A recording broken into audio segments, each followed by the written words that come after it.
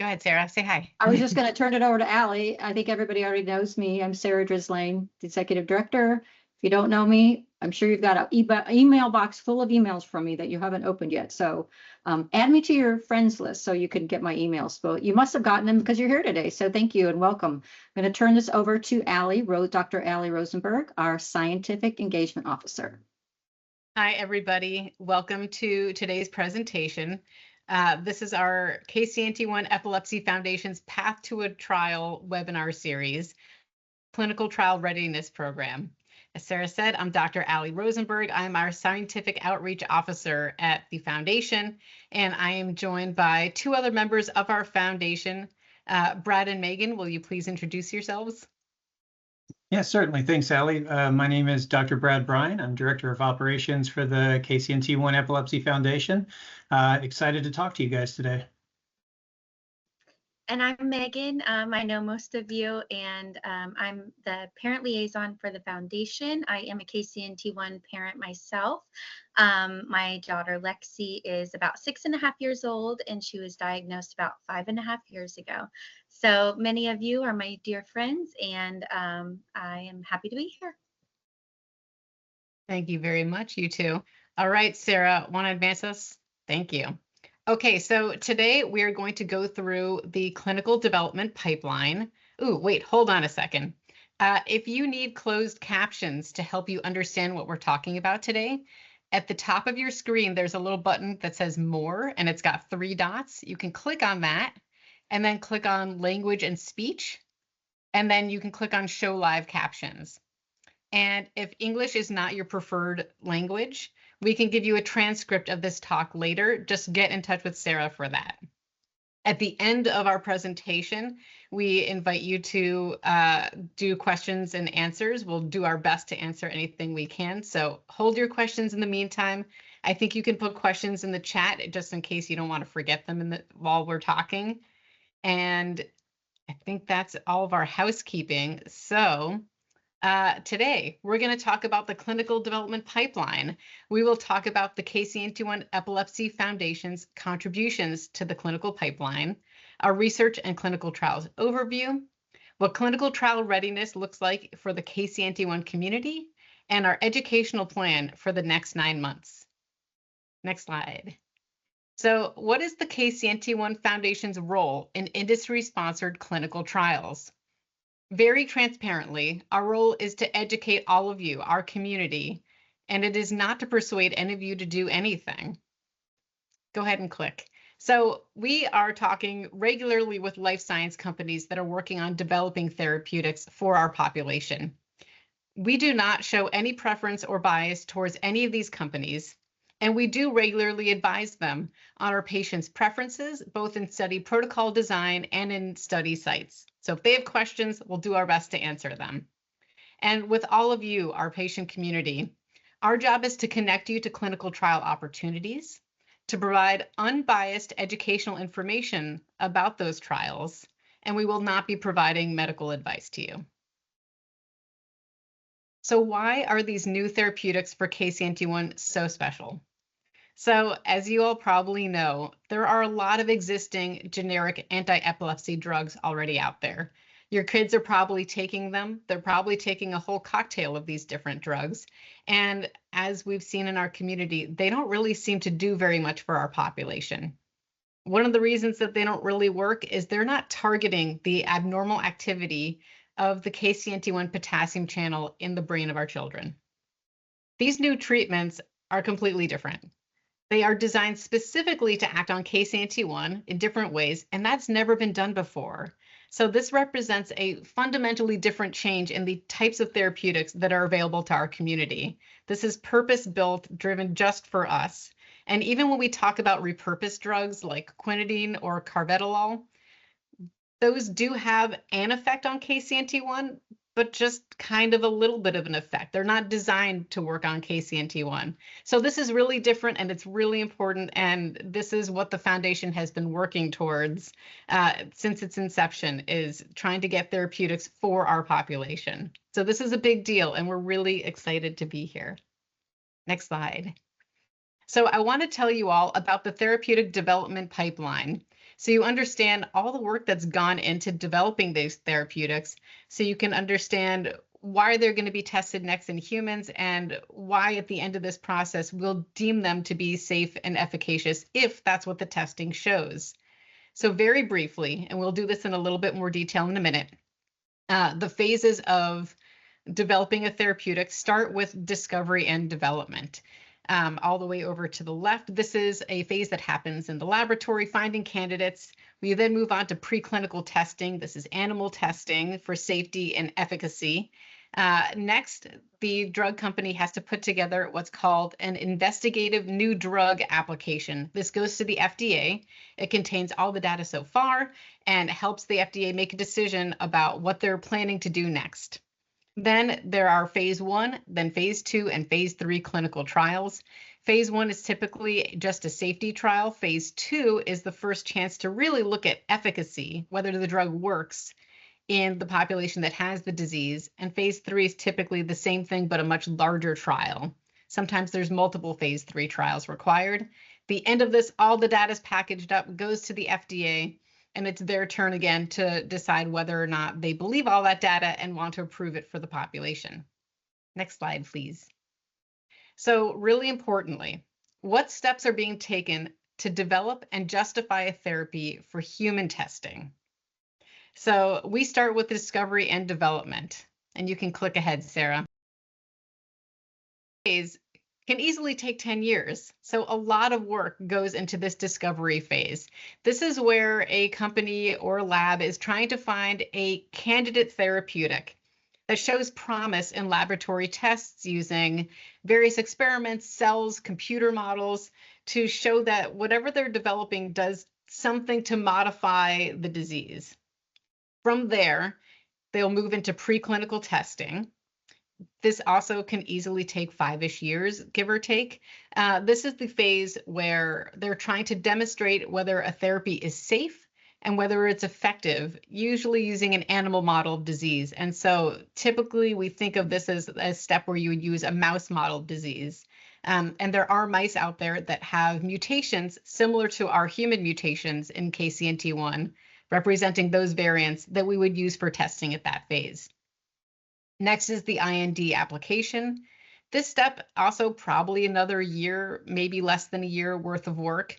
So this is where the companies are putting together all the data that exists so far, and they're putting together their clinical trial plan. The FDA is going to review those plans. Maybe there's some back and forth while they refine it. And if this is approved, then the company's allowed to move into clinical trial. So it's not easy to get to clinical trial. It's easily a 5 to 20-year process. It might take millions of dollars to get that far. So these companies have already put their heart and soul into this process, and we're really appreciative of them for it. A lot of these steps are the same no matter what country you're in, though the IND application, whenever I mention the FDA, other countries have slightly different regulatory processes. So I'll speak about the FDA, but not about other countries, but they all do their own thing paperwork-wise. So there are a number of companies in different phases of development. So in the discovery and development phase, there's about 8 labs and companies working in that phase. We don't know how far along they are. We don't know how many years in they've been working, how many years they have to go until they feel like they've got a good candidate to move forward. We are extremely lucky that several companies have moved into the preclinical testing phase and are pretty far along in that process. Some of them have declared that they intend to be in clinical trials close to the end of 2025. That is extremely exciting for us. And that's why we've started this clinical trial readiness program, because it's our turn to get ready because they've done their part. They're in the process of finishing their preclinical testing. They're writing up their IND applications, and that's as far as we know at this stage. Next slide, please. So there are a lot of things that the KCNT1 Foundation does scientifically. To briefly walk through our roles, we issue grants for KCNT1 research. We engage and support life science companies to work on KCNT1 specific therapies. That is one of the activities that's very important for getting us to clinical trial today. We support researchers wherever they work to work on KCNT1. We identify new researchers who could study KCNT1, and we try to engage them. We provide biospecimens, which come from your families for research purposes. We'll talk more about that soon. We act as the community hub of the KCNT1 Research Network. And in terms of clinical trials, and it's important moving forward, we encourage all of you to participate in research in all sorts of different ways. So you can volunteer with the foundation and share your talents, whatever they may be.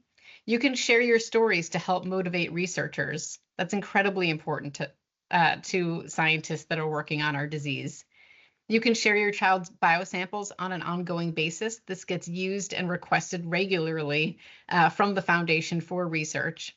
And also you can choose to participate in clinical trials. So there's a bunch of things that have already happened as big milestones towards clinical trials, and we're really excited about these. So many of you participated in the Biogen-sponsored KITE Natural History Study. This is a study that helps us understand our own population, for which there isn't that much data. That information should be finished with analysis and coming out sometime in the next year, which will be really wonderful to see. A lot of you are in and hopefully are encouraging other families to sign up for our various patient registries. So we have our KCNT1 Family Contact Registry. Megan's going to talk more about that soon. We're also starting a new registry that'll open in January. That's incredibly important for us all to stay in contact with you, know who you are and where you live. And that information is really important in helping plan out clinical trial sites in the future. We've got our biobank of patient-derived samples. Those samples are used by researchers in academia and in life science companies to help work towards creating these therapeutics and cures. And we've had many requests for them. And we'll continue to ask you all in the future for these. They're so important. We've also got our citizen database of patient electronic medical records. These also get used for various research projects to help us learn more about our population. And this year we did our patient-led listening session with the FDA. This was our first chance to have a direct line with the FDA to help them understand our family's stories. And that information gets used not only by the FDA in making their decisions down the line about the drugs that we may be able to access, but it's also used by all of these different life science companies too in preparing their applications so they understand our stories as well. And many of you participated in that, and I want to thank all of you that have participated in all of these different initiatives. They're really critical. So thanks.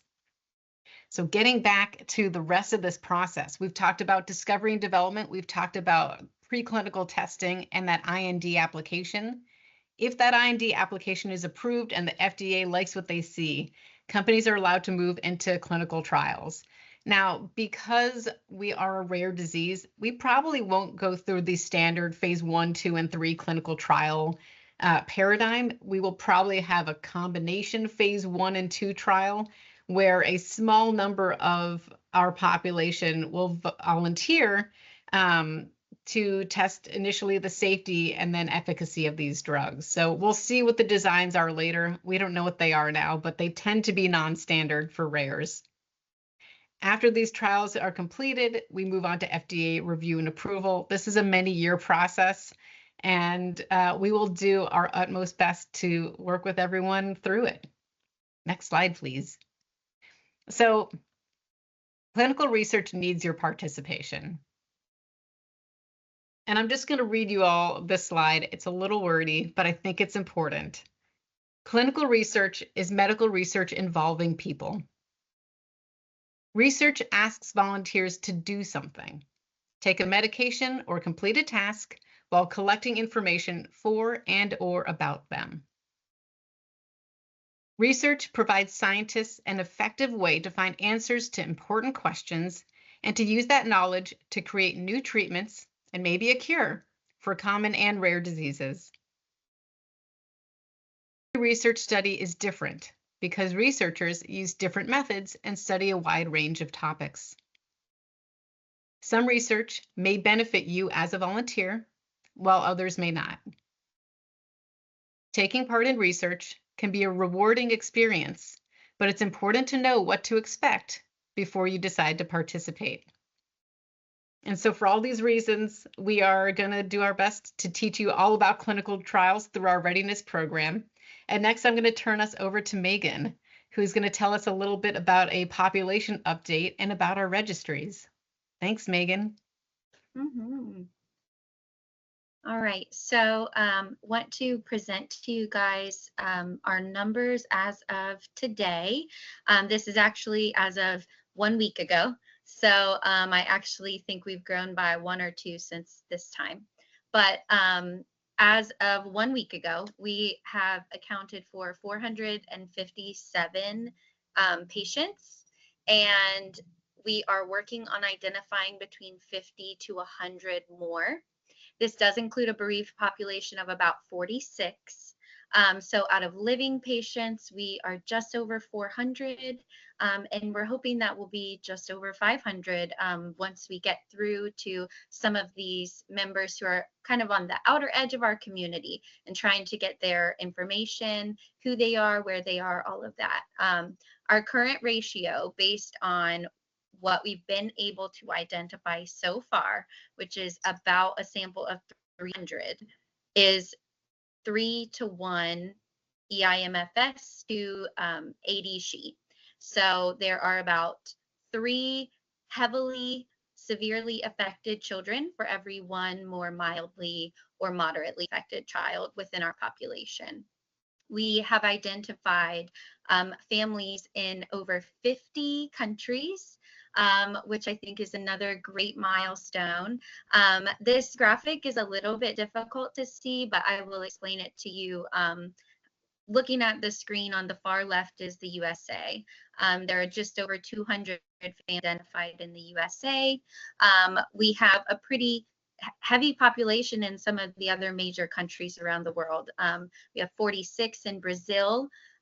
Some that we are working on confirming out of that 50 to 100 is a large population in China. And then we just have a variety in all other countries all over the globe. So we can go to the next slide.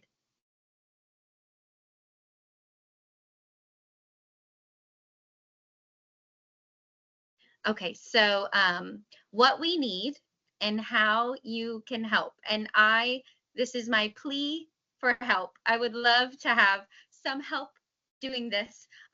We need accurate numbers of patients. We need accurate contact information, and we need genetic reports. We desperately need all of this information. We have 751 members in our Facebook group. We do not have the majority of those members in our family contact list, which means they are not getting our emails. They did not get our email for this event. They do not get our newsletters. They don't know what's going on within our community. And they don't get not only the scientific data, but the encouraging stories or the photos of our children and those kind of things that even just help you feel less alone. We really need to pull those people in. And I know that all of you here have seen me kind of blasting our Facebook group recently, and I will continue to do so. And I am going to ask for your help. So one way that you can help is anytime that you see me post in our Facebook group saying, please join our family contact list. Or like I did for this event, I had this event and right under it, I said, here's the family contact list if you didn't get this in an email. If you can, like, comment, share that post, any of those things, it boosts that post so that more people see it. If no one engages with my post, it withers away and it hides down within the timeline and nobody ever sees it. So I know that all of you here are in our family contact list, and I know that you all are just as eager as I am. So every single time that you see me post or anyone post family contact list, clinical trials, this or that, like it, comment on it, do whatever you can, because more and more people will see that, and we're going to reach those people I referenced who are on the outer edges of our community. I know many of us have made connections with KCNT1 families whose children are similar to ours, whose background is similar to ours, whose, all of a variety of reasons. A lot of these people are on the outer edges of our community. If you text with them, if you message with them, however you communicate with them, if you just send them a quick message and say, hey, did you sign up for this? Chances are they probably haven't. And you could send them the link, and I'm happy to share that link with you. You can find it very easily on our website. You can send them to me if you want me to give them the information. Whatever you can do to help me keep blasting this information out is really going to benefit our community, and it's really going to benefit our kids. Why do we need this? Because we have to be able to say who our patients are, where they are located, how old are they, what phenotypes are they, how many are very severely affected, having seizures daily. This is going to help these companies decide who they're going to do the clinical trials with, where they're going to be located, all of that information. We have to be able to also reach families, which is very difficult when you're relying on them to log into Facebook, and they might only do that once a week. So if we can get their emails, we have a direct in with that family, and we can get them involved. So the more that you can do to help me boost those posts, I really, really appreciate it. We're doing great work bringing all of these families together, and I think we can grow from here. So that's all for me, and I will pass it over to Brad.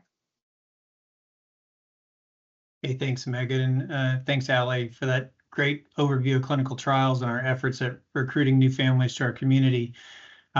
Good afternoon, everybody. Thank you so much for joining us. Again, my name is Dr. Brad Bryan. I'm the Director of Operations at the KCNT1 Epilepsy Foundation.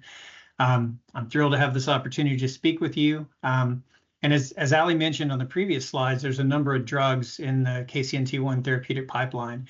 And we want to be ready for when those investigational treatments begin clinical trials. And those trials, when they do occur, they represent an incredible opportunity for our community and the potential to really change the landscape for the treatment of KCNT1 epilepsy. But to seize that opportunity, we have to be ready as a community. So today, I'm going to walk you through why being clinical trial ready is so crucial, and the steps you and your family can take to ensure that, so that when the time comes, you're fully prepared to participate. So let's get started. We'll take a moment really, and we want to define clinical trial readiness. Sarah, if you'll go to the previous slide. It's more than just signing up for a trial. Being trial ready means that both the patients and their families are fully prepared to participate in the trial. And that includes a lot of different things. It means having updated medical records, and that needs to detail the diagnosis, the treatments, any changes in health and symptoms.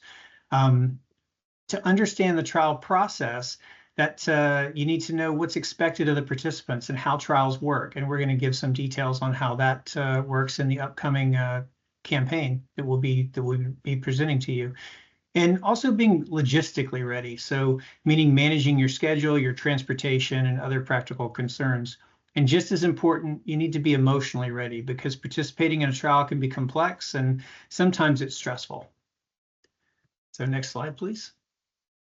So what's the importance of being clinical trial ready? There's several key reasons why we should. First, you get faster access to potential treatments. So being prepared means that if a trial becomes available, you can enroll quickly, and you can ensure your child has early access to new therapies that could be life-changing.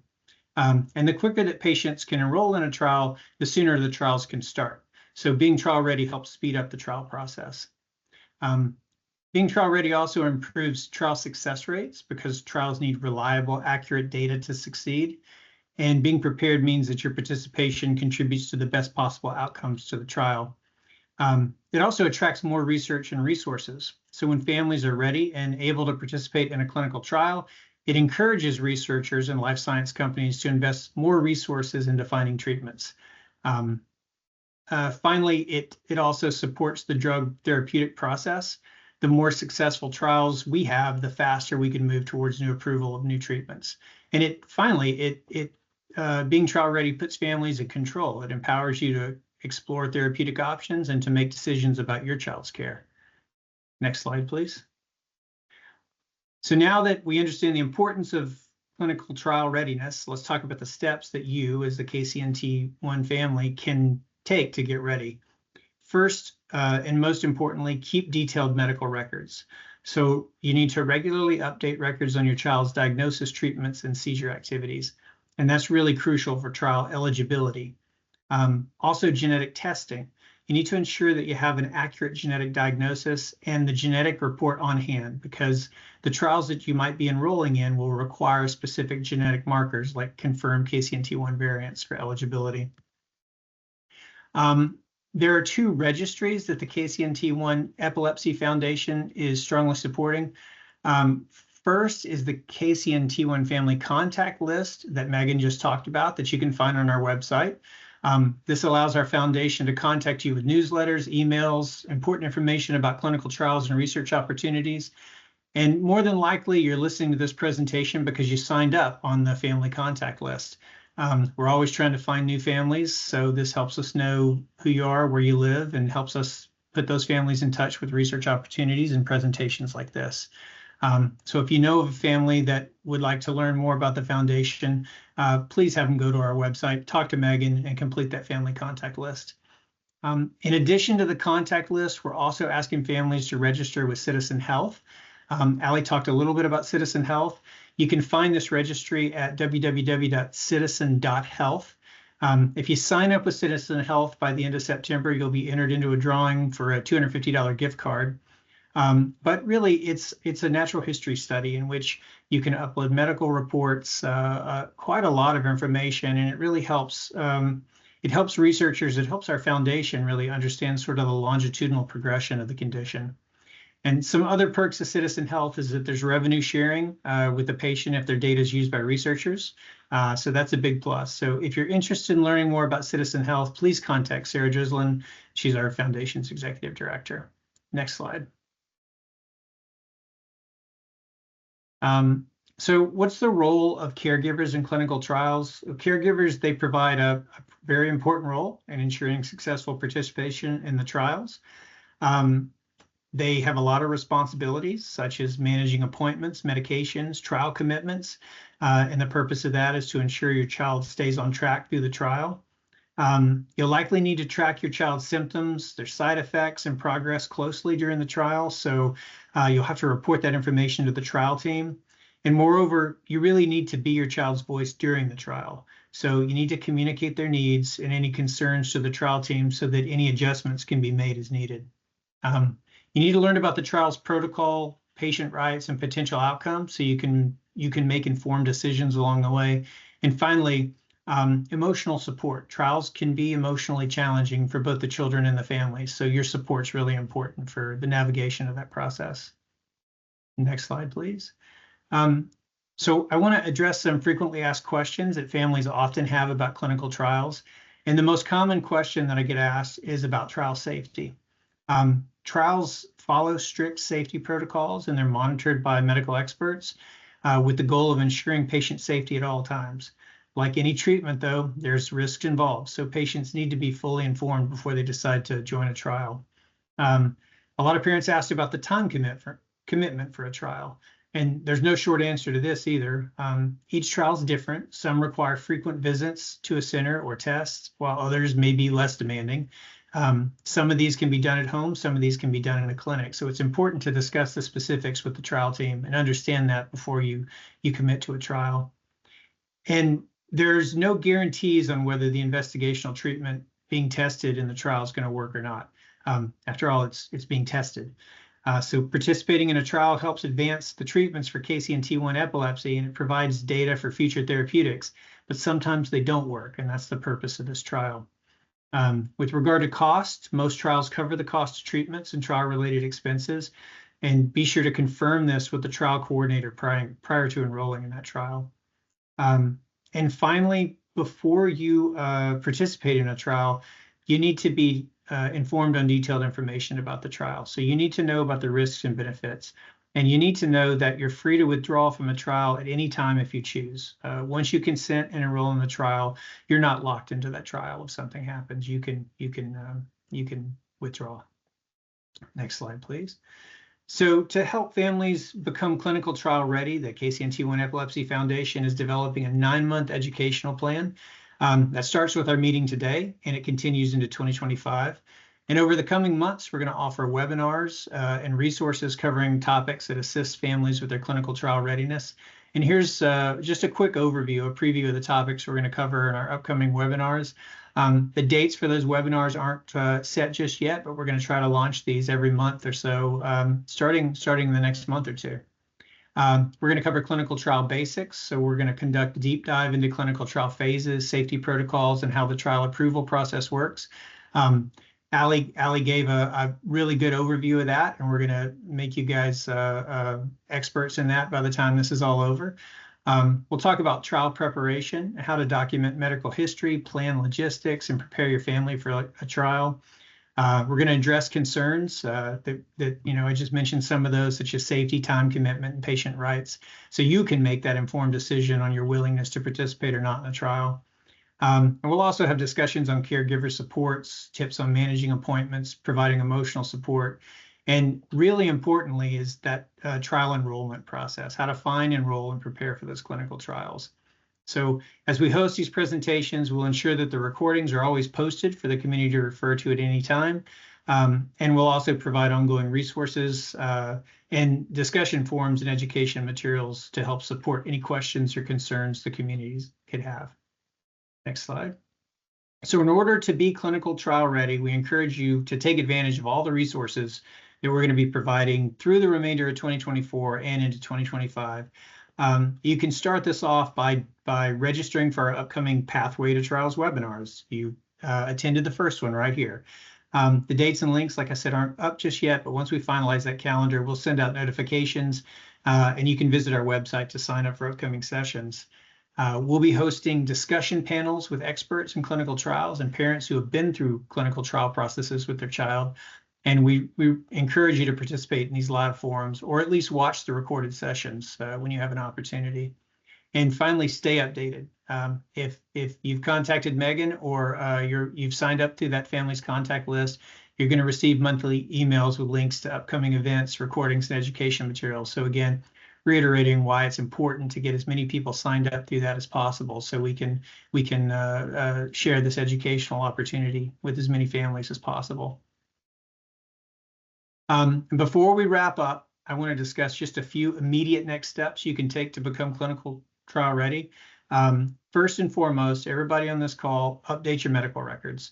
Ensure your child's medical history and current treatments are well documented, and make sure you have on hand their genetic testing report. All these are going to be important for your enrollment in the trial. And as I think we've said many, many times, for us to be able to contact you about trials in our educational campaign, please register or have people you know register with our KCNT1 family contact list, and also for the Citizen Health Database. I'll share links to the KCNT1 family contact list in a subsequent slide, and our executive director, Sarah Drislin, she'll point you in the right direction for Citizen. And then finally, join these webinars and forums, register for upcoming educational sessions with those dates. And if you need any support, guidance, additional resources, don't hesitate to contact the foundation. And we'll have updates coming up for new trial announcements and opportunities. Next slide. If you follow the link listed at the top of the slide, it'll take you to the KCNT1 Epilepsy Foundation's homepage. From there, you can navigate to a diverse array of educational information, information on research and clinical trial education and opportunities, and even an events page where you'll find the links to the KCNT1 epilepsy events and our clinical trial readiness campaign. And the next slide. Navigating to our events page. Oh, actually, sorry, previous slide. Navigating to our events page, which you find either through our drop-down menus or directly through the link that I'm showing you here, you can see a list of all upcoming events that are taking place at either a national or international level, or that the foundation's putting on. Here you can see our talk today. You'll also find links to our webinars and discussion panel once we put those up pertaining to our clinical trial readiness campaign. Now the next slide. There you go. This is a really important link here. In the top corner, you'll find this link taking you to our page on participating in research. And on this page, you'll see a multi-step pathway on how you can help move the needle on our research, both at the lab bench and at the clinic. Step one is really our most important step. Join the KCNT1 community by filling out our family's contact form. Allows us to notify you about upcoming events and clinical trials. Step 2 is enroll in that citizens database that will capture your medical history and help build a better understanding of the natural progression of the condition, and also what treatments work, and as well as the treatments that we might consider avoiding. And finally, share your data with Combined Brain, their biorepository. And you can do that with as little as a blood draw. And that creates a biobank to help researchers who are working to build that next generation of KCNT1 therapeutics. And next slide. This is our last slide. It's been a pleasure speaking with you today. I hope this presentation is the first of many excellent educational talks with our goal of informing you about upcoming clinical trials and how to be clinical trial ready. If you have any questions, please feel free to reach out to us at any time. Be sure to attend those upcoming webinars and forums that are going to take place over the next several months. I open the presentation to any questions you may have to the presenters, and I want to thank everybody for all your attention.